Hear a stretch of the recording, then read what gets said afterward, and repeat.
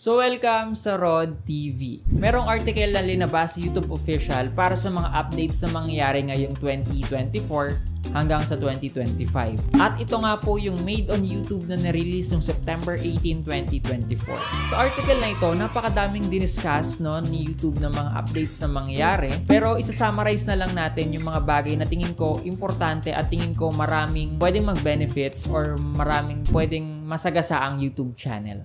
Important update number 1. Auto Audio Dubbing. Apektado sa update na ito ang mga YouTubers na gumagamit ng English as their primary language sa kanilang mga video.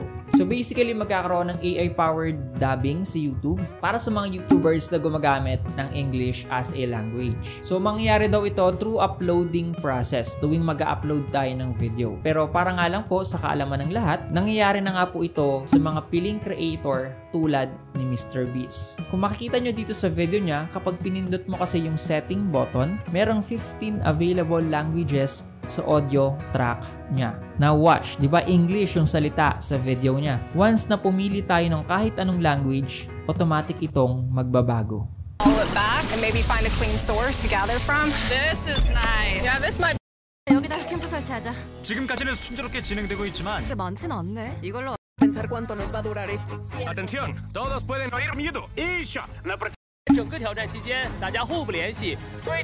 Ang maganda pa dito, pag pinapanood ko siya, pati yung tone at intonation ay parehas na parehas sa video. Kaya nga nung una ko tong nakita, akala ko si MrBeast ay nagbayad lang sa mga professional dubber sa iba't ibang bansa para gawin ito. Pero update pala talaga ito sa YouTube. So kung sakaling English yung ginagamit mong language sa video mo, good news talaga para sa iyo to. Pero syempre ang tanong dyan, gaano nga ba ito ka-realistic pakinggan? And paano nga naman pala kung sakaling malakas yung music mo or mga sound effects mo, diba?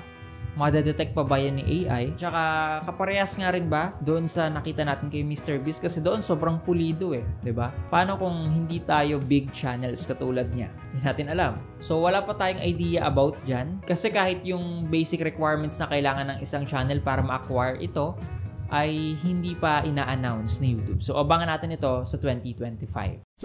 Important update number 2. Community Space. Para itong isang open forum kung saan lahat ng subscribers mo ay pwedeng mag-share ng kanilang gustong sabihin. So kung familiar kayo sa Reddit is parang ganito iyon. So as of this moment, in beta mode pa rin ito at ang kilala ko pa lang na YouTuber na meron ito ay si Froggy Crossing. So ang kagandahan naman sa update na ito is magkakaroon ng deeper connection si YouTuber, pati yung mga subscribers niya at pati yung mga kapwa niyang subscribers. So pwede silang mag-usap-usap about sa mga bagay-bagay, mga topics na pwedeng pag-usapan ni content creator, ano ba yung kailangan niyang improve, ano ba yung magandang gawin, di ba, para magkaroon pa ng mas malawak na engagement. So, para sa ganitong klaseng update, napakaganda na ginawa ito ni YouTube, di ba? Kasi para din naman sa atin itong lahat. Pero ang downside nga lang rin po dito is pwede ito gamitin ng mga trolls or ng mga bully sa online, di ba, para manglait, mang-discriminate, or mag-share ng hate kapag open ito sa lahat. Dahil alam naman natin na marami pa ring anonymous ang nagtatago sa mga YouTube channels. Although may control pa rin naman ang mismong creator about sa bagay na to or sa mga posting ng mga subscribers niya, mas maganda pa rin sana na maiwasan natin mangyari ito. Important update number 3. YouTube Hype. Magdadagdag na nga po si YouTube ng panibagong engagement way na pwedeng gamitin ng mga subscribers para sa mga paborito nilang YouTubers. Kapag pinindot kasi ng subscriber yung word na hype, ibig sabihin na enjoy nito ang video mo. So parang bagong tropa lang siya ni like, subscribe, and share. So kung small channel ka pa lang tapos meron kang 500 subscribers, good news, pasok ka dahil ang basic requirements ito ay 500 subscribers hanggang 500k subscribers. So yung mga million subscribers sa YouTuber, hindi nila ito pwedeng gamitin. Or wala silang access dito. So, parang ang mangyari kapag nilike mo ang isang video, pwede mo rin pindutin yung hype button dahil kusa itong lalabas. And kung sakaling i-hype nyo nga po ang isang video, pwede po ito mapunta sa hype Leaderboard of the Week. Pero para lang rin po alam nyo, wala nga daw po itong connection sa pag-share ni YouTube ng ating mga videos or pag-recommend yan ng mga videos natin sa iba. So kung tatanungin nyo ako kung okay ba ito sa searchability ng mga videos ko, hindi po. Hindi daw po ito connected. So parang leaderboard lang po ito na nagpapakita na itong video na to sa buong week ay nagpakita ng magandang metrics dahil maganda yung content na ginawa dito. Kumbaga, pag pumasok yung video natin sa top 5 leaderboards ng hype videos, ibig sabihin, maganda talaga yung video natin. Let's see kung ano pa yung mangyayari dito, pero as of this moment, tinatry pa lang po ito sa mga iilang bansa.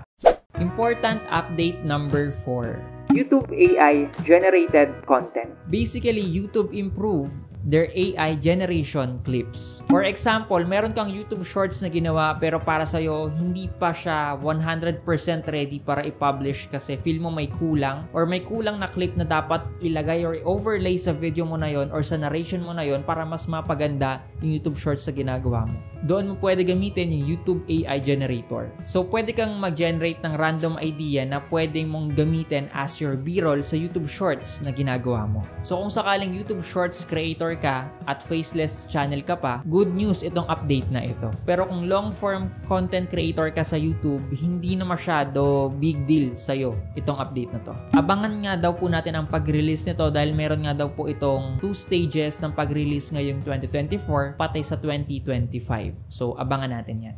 Important update number 5. Community Hub. Kung dati nga daw po, tawag lang natin sa comment section natin ay comment section lang mismo, ngayon daw ay tatawagin na itong Community Hub. Dahil nga po, sa darating na 2025, mas i-improve na nga po ni YouTube ang comment section natin. So para nga po, mas maging convenient nga po ang interaction ng creator at ng subscribers ngayon. At makakatulong nga rin daw po ito para mas mabuhay pa ang community ng isang YouTuber. Magkakaroon nga daw po ng editable AI-enhanced reply suggestion sa pag-comment mo kung sakaling creator ka. At magkakaroon nga rin po ng community spotlight para bigyan ng highlight yung mga active mong subscribers sa palagi nagko-comment sa mga videos mo. Para ma-feel nila na na-appreciate sila. Basta abangan natin sa early 2025 mas magiging interesting ang mga comment section sa YouTube. So abangan nyo yan. Important update number 6. Shorts Jewels. Kung alam nyo yung kalokohan sa TikTok, yung parang nagiging NPC, alam nyo yun? Yung thank you for the roses, thank you for the flowers, thank you for the ice cream, something na ganyan. Basta yung para silang AI sa mga live nila. Tatawagin nga daw po itong jewels or gifts. Pero hindi mo naman kailangan maging NPC para sa feature na ito. Ginawa ko lang siya example para mas magets nyo na parang ganun yung update na to.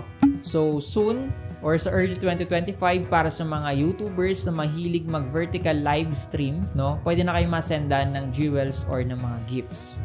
And by the way, iba po ito sa Super Chat at sa Super Stickers. Basta abangan na lang natin kasi wala pa naman sinabing date kung kailan ito i-release. Actually, napakarami pang updates ang linagay doon ni YouTube, especially sa mga content creator na gumagawa ng YouTube Shorts kasi more on YouTube Shorts yung mga binigay na update. Pero yung update na inaantay ko until now ay hindi pa rin talaga ginawa ni YouTube. At yung update na inaantay ko is yung payagan na tayo na mag-upload ng mga custom thumbnail sa YouTube Shorts natin.